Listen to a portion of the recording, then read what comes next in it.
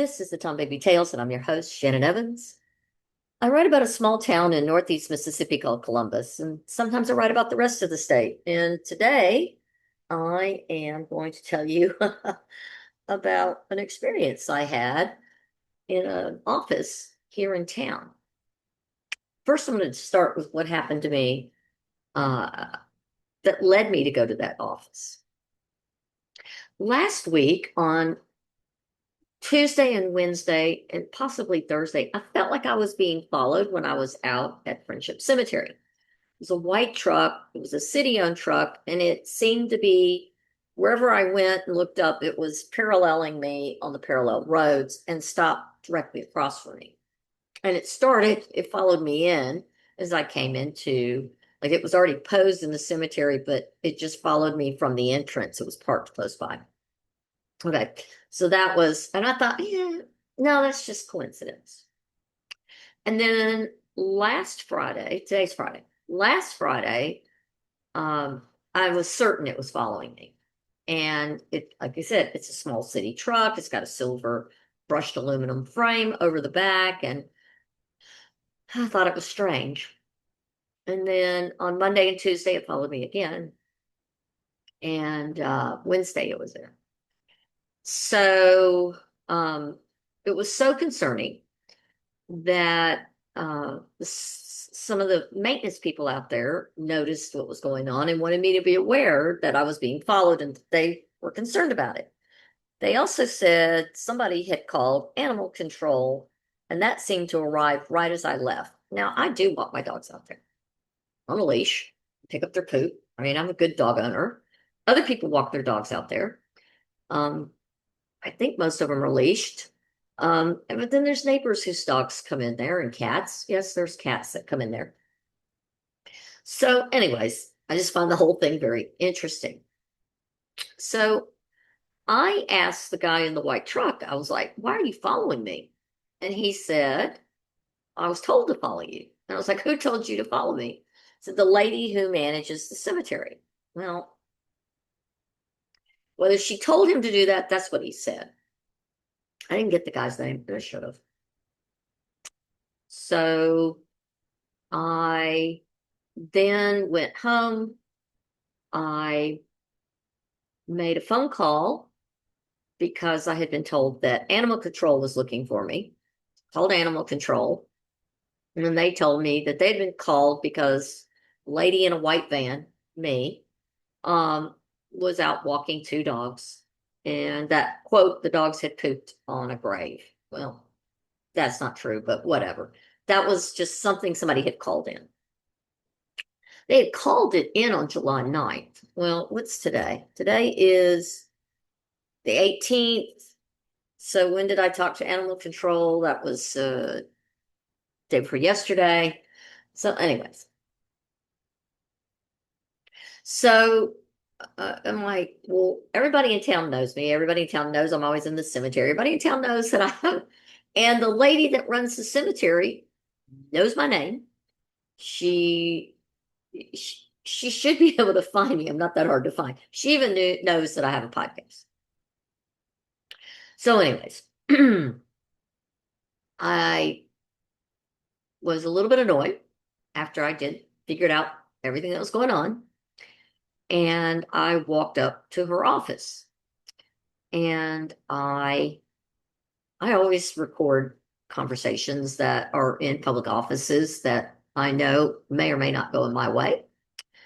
And not knowing anything about this woman or her history, I just felt I needed to record the conversation. And I did. And that is on my YouTube channel, Tom Baby Tales. It is also on my Facebook page. And let's just say that when I confronted her about what happened, it went downhill quickly. So quickly that she started out somewhat professionally, and very quickly it ceased to be professional. And I was most disturbed by this. And she called a witness in. It's just a mess. She called in the administrator for the mayor. She called her on the phone and had her to be a witness, but she first tried to call the chief of police, and I'm sure she was going to try and have me arrested. So I was very glad I was recording. And when I don't need my reading glasses on from the top of my head until I have to read. When I uh, asked why she had me followed, she said she didn't have me followed. And then she said something very alarming.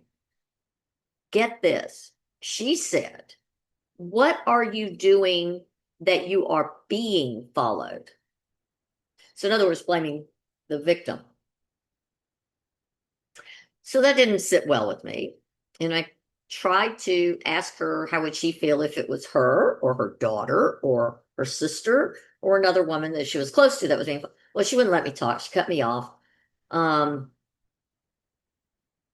and the administrative assistant who was on the other end of the phone was was like kind of like, what the heck's going on? So she told the woman that she'd be right over.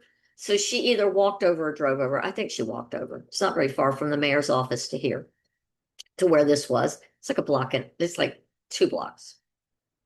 It's a small town. So she shows up, and I know her. I mean, we're we're all on cordial terms. I've known her. She was the previous mayor's administrative assistant, and I was like, I don't know what's going on, and I'm not sure why I'm being yelled at, but here's what happened. And I told her. And you can listen to the whole thing. I mean, it's 31 minutes.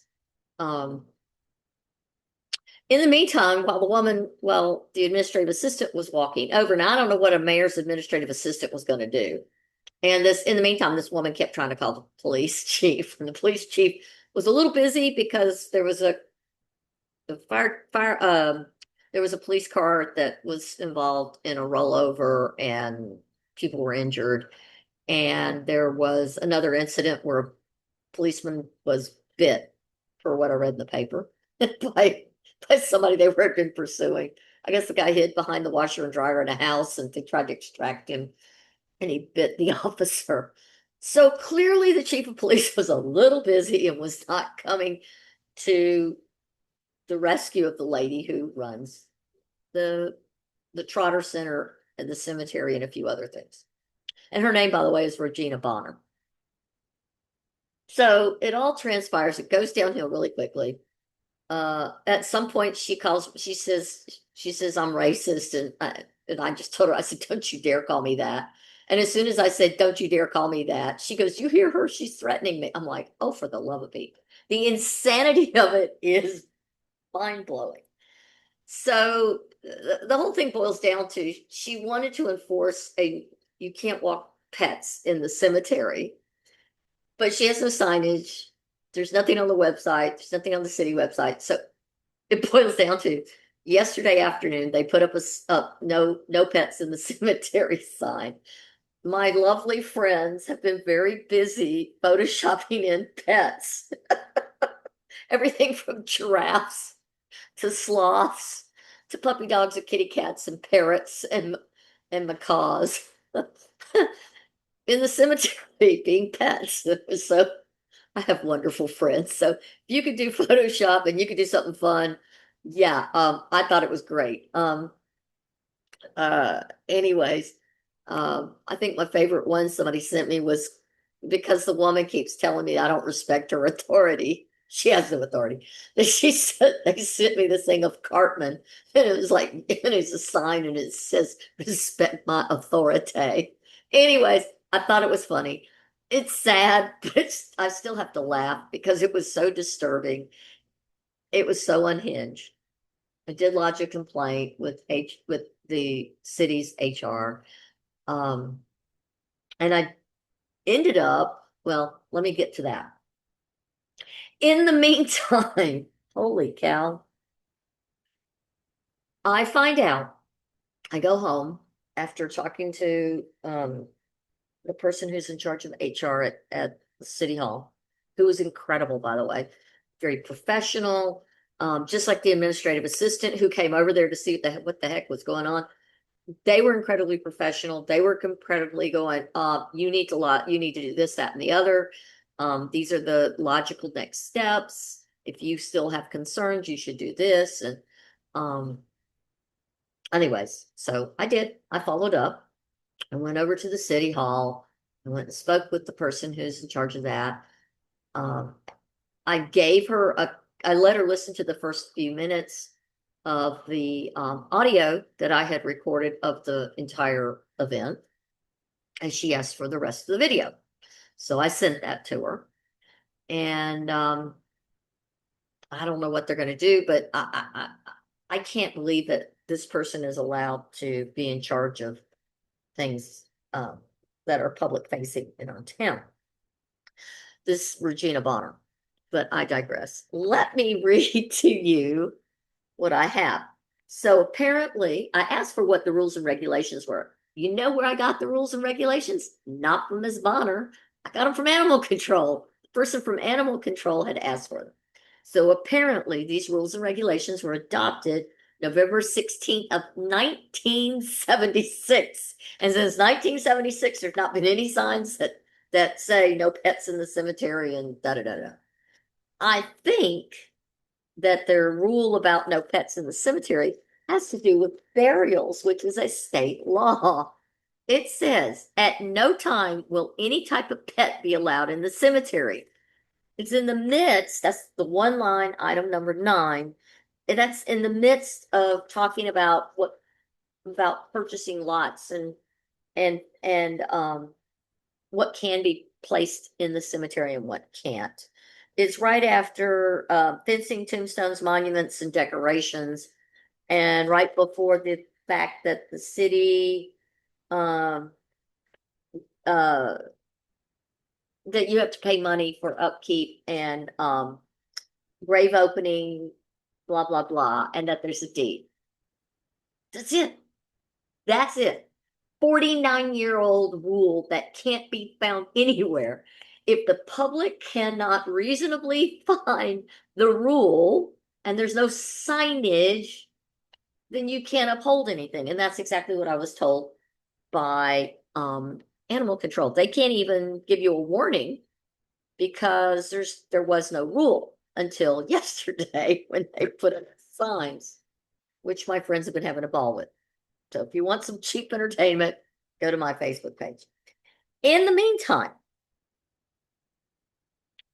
I have some questions. So let's talk about what this person is in charge of for the city, because this is kind of disturbing. So this person is in charge of 2 cemeteries. They're both public. These are the 2 city-owned cemeteries. One is exclusively the former all-black cemetery, which is now full.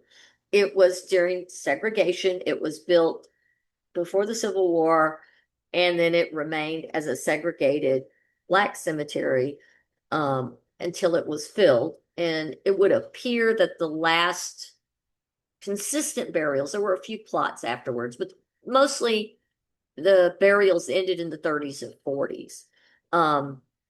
But in the meantime, these and it's in really bad shape. There's no fencing. There's broken headstones.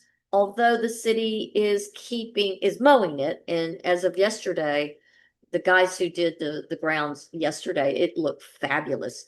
But still, there's lots of broken and overturned stones, and they don't maintain it. There's encroachment by the businesses. They've taken over.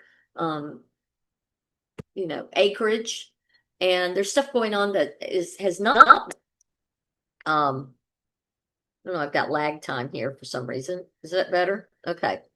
So what I would like to look at is first to discuss all the things that I am pretty sure that this person, all the facilities this person is in charge of.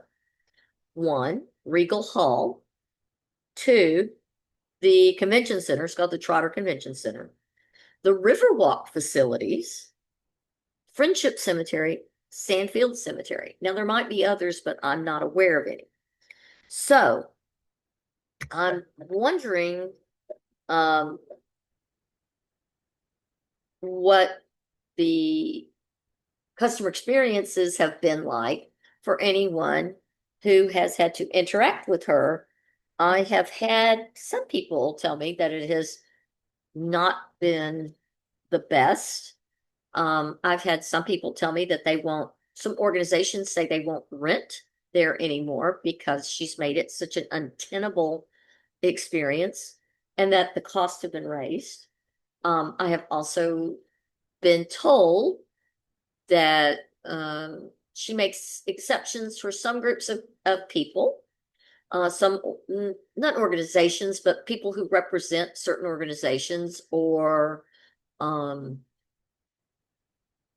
groups of her friends, uh, where she gives them a better deal. Now, that could be sour grapes. I don't know. That's just allegations. I have nothing to base that on because I've not seen anything that tells me thus. Um, that's just people grumbling. And, that could be people jumping on the bandwagon because I had such a negative experience. Um, but the one that I want to read to you has to do with another journalist. So, several years ago, there was a journalist. He still works in Columbus. He's the managing editor of the local paper. His name is Zach Clare. Nice guy, really nice guy, down to earth. He's just is kind and um, he's just really a nice guy. So this is the strangest thing that happened. So Zach um, did a public records request, and at this to this woman, Regina Bonner. And so here's the article of what happened. Um, Zach made a public records request. He asked to see it in person, which means that when he gets there, he can use his phone to take pictures of the content that he has requested. Apparently, Miss Bonner did not agree that he could take pictures, and she refused that. And he told her that yes, he could take pictures, that was part of an open records request, and that in this state that is allowed. And so she wasn't aware of that. Of course, she lives in Alabama, so maybe she doesn't know better. But also, uh, she then made some accusations against him and said he was rude to her and all of this, which is all the things she said I was. And so she called the police on him. And then 9 days later, she had him arrested. And so this journalist who was doing his job and doing due diligence and doing what he's allowed to do, but he didn't record that conversation with her. So it became her word against his word. And it ends up going to court. He got arrested. He spent 45 minutes in jail before he got bailed out. His employers, was backed him 100%. So here's the article after the event was done. After more than 3.5 years, misdemeanor charges against Dispatch managing editor Zach Clare were dismissed by Lowndes County Court Judge Allison Pritchard Kaiser Tuesday morning. Kaiser dismissed charges of simple assault by threat and disturbance of a business filed against Clare in 2019 by Columbus Properties manager Regina Bonner. Clare's case had previously been moved from Columbus Municipal Court to Lowndes County Court. Tuesday morning, County Prosecutor William Starks told the court that the state was unable to meet the guilty beyond a reasonable doubt standard on either charge and asked for a nolle pros, which essentially means to abandon the prosecution. Columbus attorney Rod Ray, who represented Clare, was funded by the Dispatch, argued the charges should be dismissed entirely as the nolle pros leaves the door open for them to be filed again in the future. And it continues. Kaiser sided with Ray, dismissing the charges entirely.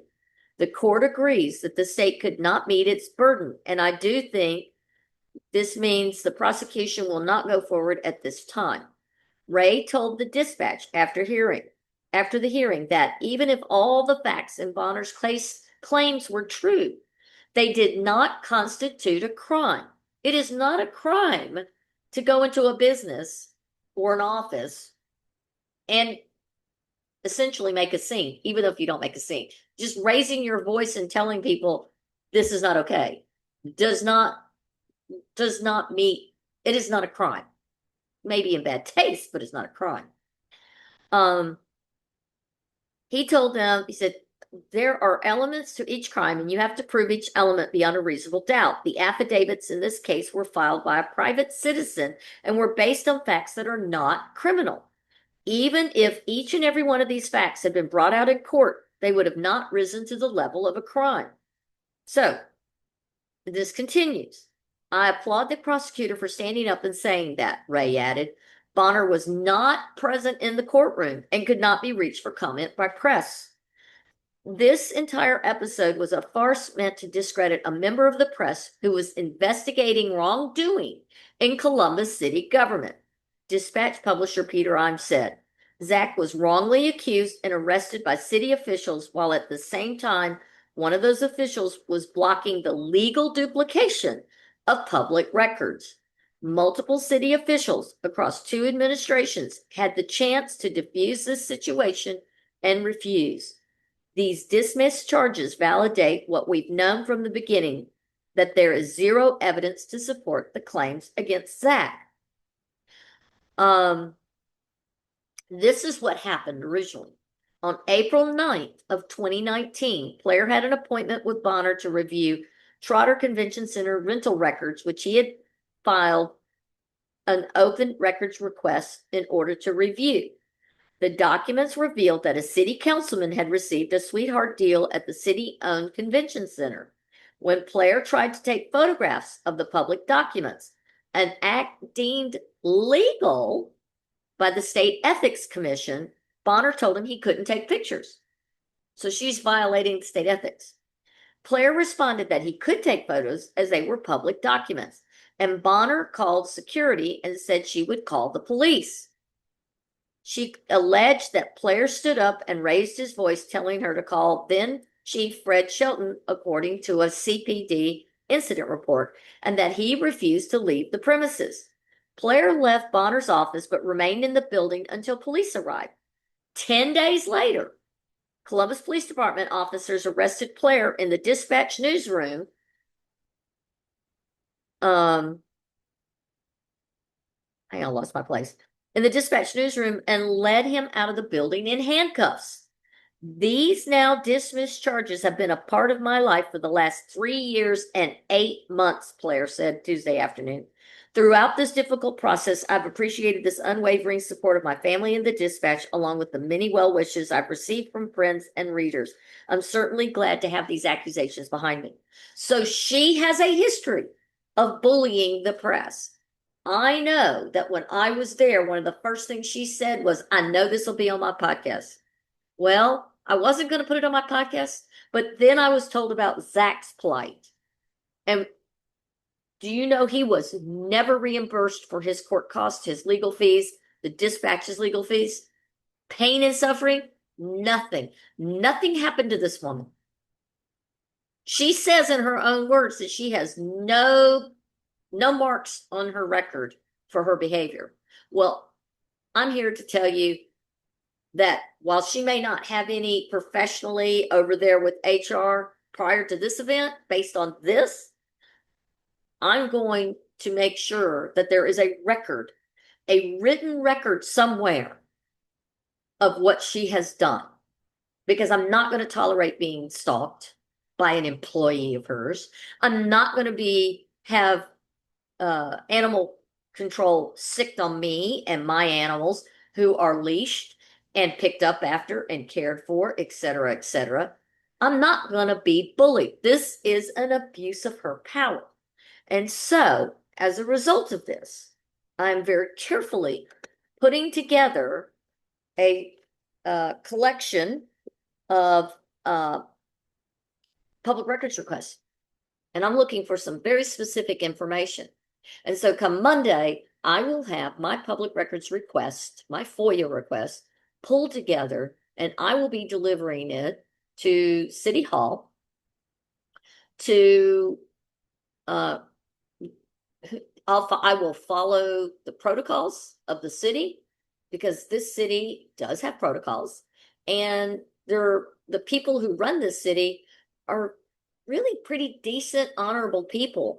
And I plan to then go to the next city council meeting, and I'm going to get on the agenda, and I'm going to ask some pretty difficult questions because this is not okay. It is not okay that citizens are being harassed by city employees. It is not okay that rules are made up and in from 49 years ago, and it's on a mimeograph piece of paper or a photocopy piece of a mimeograph. We don't know if these rules are real.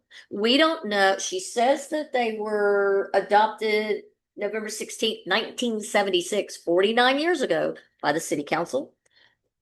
I need to see those city council minutes. I need to see the city council discussion that went into creating this document. I need to see that this is real because honestly, I don't believe her at this point. I also think that this thing about pets was that you don't bury your pets in there because that's a state law.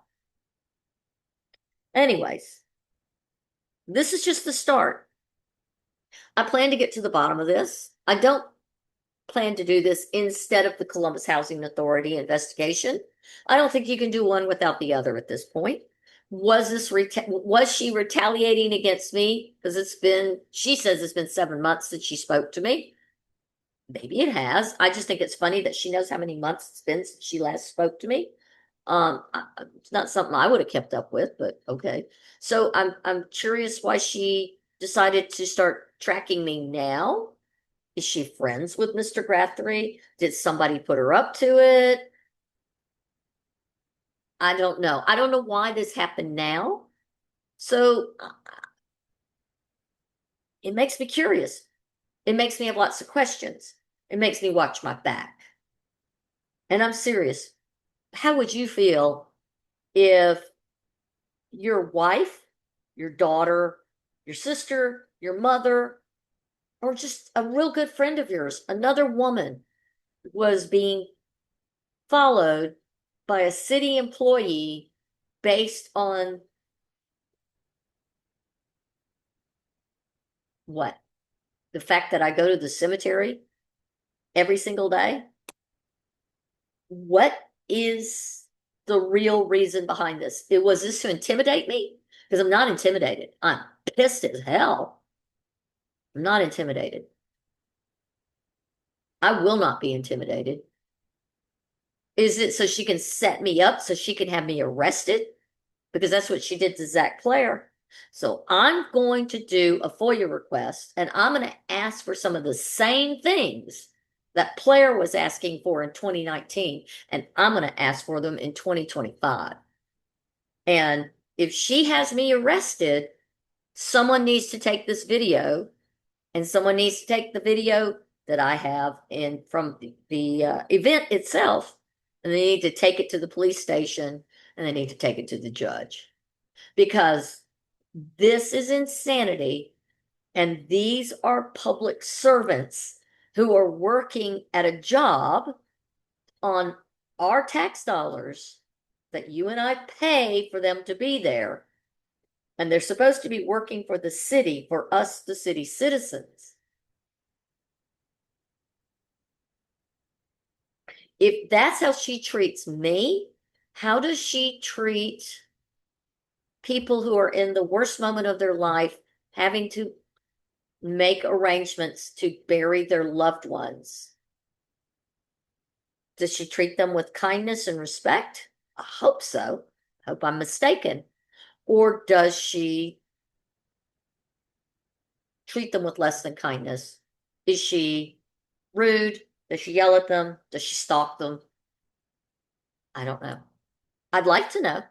If your experience has been less than positive with this director, I don't know that I need to know.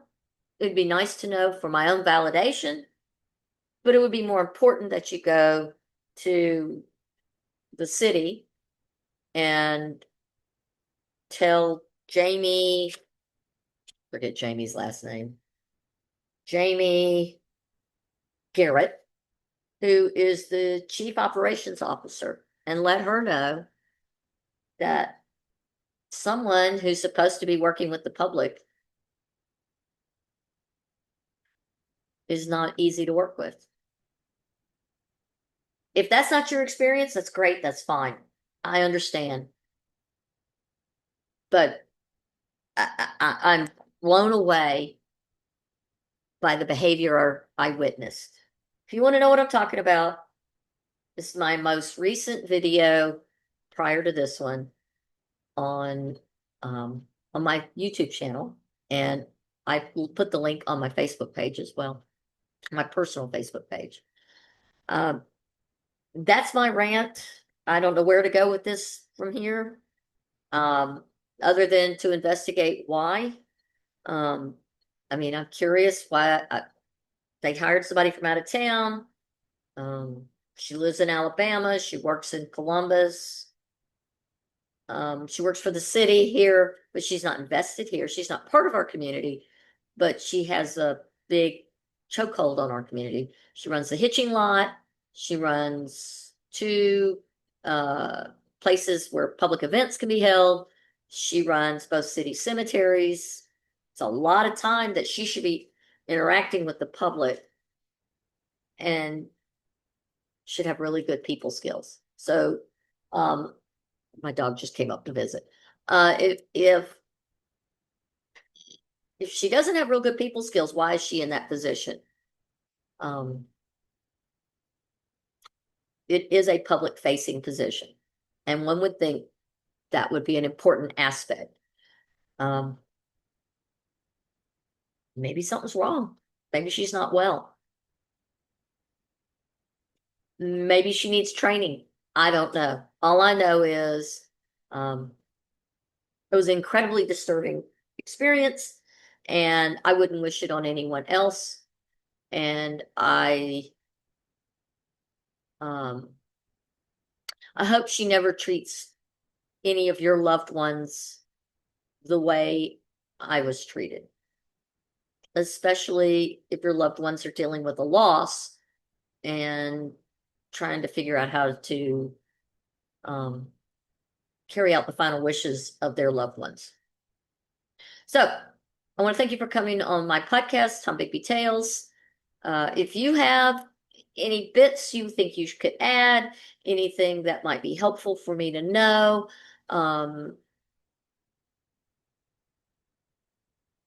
any of your own personal experiences related to this Rogena, it's Rogena, Rogena Bonner from the city of Columbus, do share.